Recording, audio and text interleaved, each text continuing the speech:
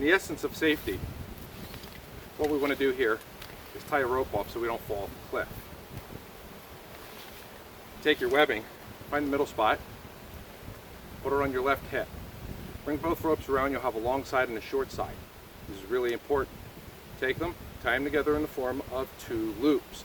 When you have the 2 loops complete, pass both ropes through the underneath of your legs, bring them up, cross your buttocks, underneath the belt that you created, do a half hitch, bring it forward, half hitch, bring it forward.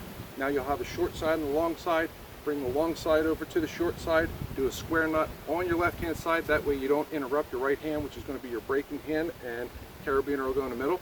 Then once you have that square knot, because the square knot will come undone when it flips over, you want to tie it off on the ends there. You just want to lock your ties. It's that simple. So whenever you're ready, go ahead and start, and I'll start mine over here.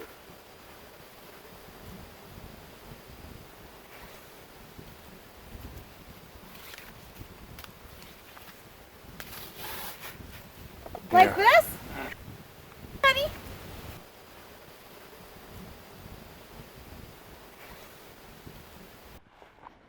Hello, and welcome to Scott's Odyssey. We're walking along the Pennsylvania Mid-State Trail, which intersects up here with the Yellow Arrow Trail. We're 2 miles from Girl Scout Camp Berea, 2 miles from McGuire Massacre Cemetery, at a location where both Felix Donnelly and Bartholomew McGuire probably often went to. This is the entrance to the Indian Lookout. See you in a minute.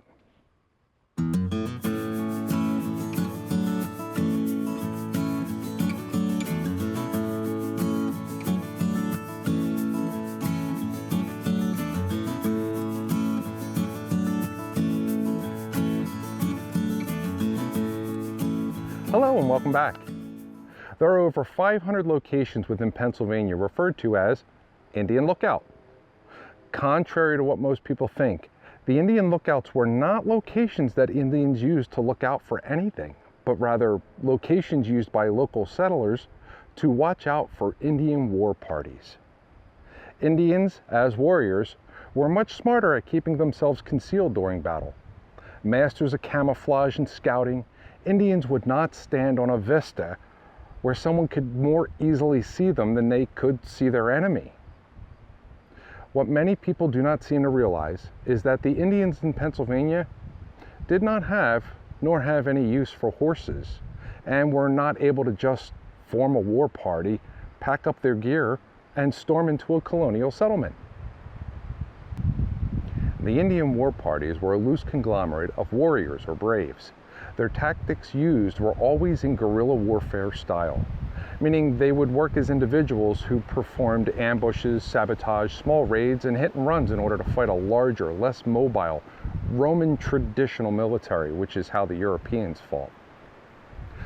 No matter the number of Indians in a war party, they always separated themselves into an army of one. What they did do together was travel and camp right before their raids would begin. This means there would be a large number, anywhere from 100 to 5,000 warriors, all camping in close proximity. That created a common and highly visible cue to the settlers that an attack was imminent. The most famous of these Indian lookouts in the entire United States, yet one of the most difficult to find and get to, is located right here in Huntingdon, Pennsylvania, just above the township of Spruce Creek. These lookouts were established in the early 1730s throughout all of Pennsylvania, and even designated on many local maps during the 7 Years' War. In the end, everyone throughout the United States has a wonderful Indian lookout to use as a viewing pulpit for the beauty and splendor of their little nook in history. Here, for your viewing pleasure, at an elevation of 1,529 feet, the Indian Lookout of Huntingdon County, Pennsylvania. From the Tussey Mountain, overlooking the former Colerain State Park, now part of the Rothrock State Forest, to Canoe Mountain, Brush Mountain, Sinking Hollow, Spruce Creek, Birmingham, Warrior's Mark, the former location of the Colerain Forge, a continuation of the Barrens to the Gatesburg Ridge, ultimately being blocked in the distance by Bald Eagle Mountain, standing at 2,008 feet in elevation, and only 10 miles by crow, or 18 miles on foot. Never underestimate the latent power of nature. Often when she is most beautiful, she is also most dangerous to those who fail to pay attention. That's a quote from Rich Hungerford, who is apparently a man who understands nature. On July 4th, 1974, a group of 12 young friends decided to go to Colerain State Park right below us for an Independence Day outing. Sometime around 4 p.m., Miss Frances M. Buck, age 22, and 3 others decided to take the 2-mile hike up the mountain to Indian Lookout so that they could take some really nice pictures. While obtaining a better position at the lookout, the lens of Frances's camera fell off and down to a lower edge. Frances decided to attempt to descend the cliff face to retrieve her lens. Apparently losing her balance, Frances fell from the cliff, hitting a ledge 300 feet below, amongst trees and large rocks. Another of the 4, Stephen Lindsay, age 24, attempted to climb down to Frances. He too lost his balance and fell. Stephen's body landed just 30 feet away from Frances. Both bodies lie on a ledge 900 feet from the bottom and 300 feet from the top of the Indian Lookout location. To make the situation worse, a heavy thunderstorm rolled in, making the rescue efforts of the Alexandria and Tyrone Fire Department's rescue squads much more difficult. Fortunately for Stephen, the trees broke his fall. Stephen survived his fall with cuts, bruises, and exposure to the elements. Frances, unfortunately, died instantly due to a fractured neck, skull, and multiple crush injuries. The rescue of Stephen and the retrieval of Frances's body was completed at 1 a.m.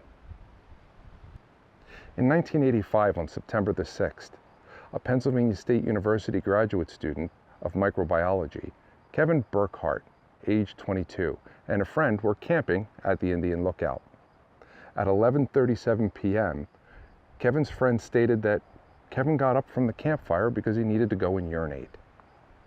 Moments later, the friend went over to the cliff and screams were heard as Kevin dropped out of sight. Local emergency response units from Alexandria, McConnellstown, Huntingdon, Mount Union, Mapleton, and Tyrone fire companies, and even the Blair County Keystone Search and Rescue units were dispatched to this scene. At 2 a.m. Saturday morning, the county coroner pronounced Kevin Burkhart dead at the scene due to fractured skull, broken neck, and multiple internal injuries. Out of all the Indian Lookouts throughout Pennsylvania, this one here, this is the only one that's ever had people fall to their death. Not once, but twice. I'm not saying I believe in curses, but I am saying it's quite the odd coincidence.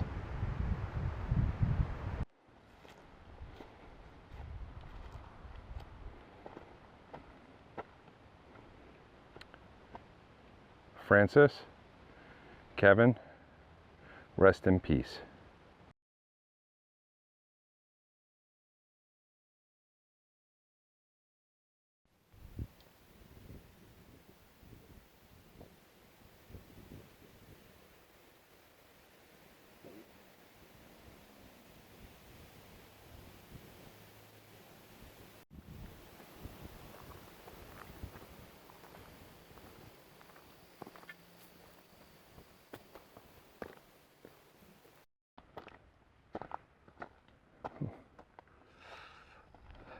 Let's see if we can get them this time.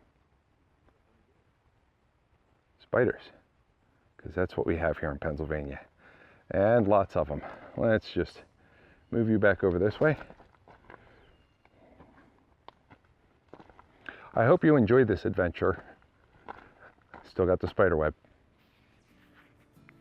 But again, I hope you enjoyed this adventure, this journey to the Indian Lookout and the story behind it. If you have comments, leave them below. Tell me what you like, tell me what you didn't like.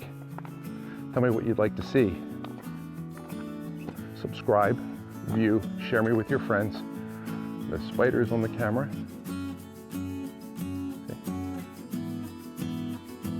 But either way, thanks for coming along on this adventure. I hope to see you again in the next video.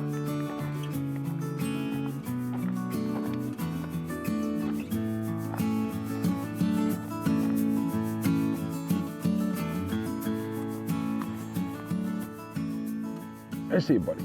You're all right. I'm getting distracted by woolly bears. Came back to the bag and got an attempted stowaway.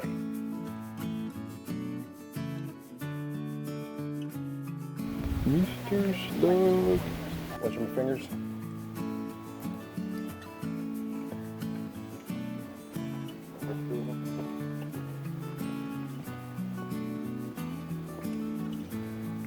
I seen him walking, I didn't know what he was doing.